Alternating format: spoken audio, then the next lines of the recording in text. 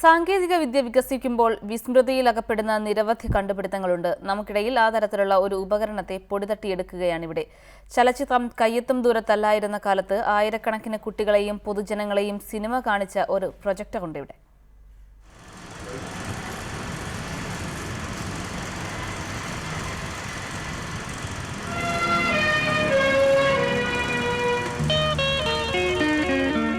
ഈ റീലുകൾ കറങ്ങുമ്പോൾ നിറയെ കയ്യടിയും അണമുറിയാത്ത ആരവവും ഉയർന്ന ഒരു കാലമുണ്ടായിരുന്നു. കേരളത്തിൽ അങ്ങോളം ഇങ്ങോളമുള്ള സ്കൂളുകൾ, വായനശാലകൾ, ഉത്സവ പറമ്പുകൾ. 70കളിൽ തുടങ്ങിയ ഓട്ടത്തിന് ഇപ്പോഴും തളർച്ച സംഭവിച്ചിട്ടില്ലാത്ത ചലച്ചിത്ര പ്രദർശന ഉപകരണം. പക്ഷേ സാങ്കേതികവിദ്യ എല്ലാ തലത്തിലും വളർന്നപ്പോൾ പൊടിപിടിച്ച് കിടക്കാനാണ് ഈ പടക്കുതിരയുടെ യോഗം. ഒപ്പം താൻ കറക്കിയ കുറേ സിനിമകൾക്കും.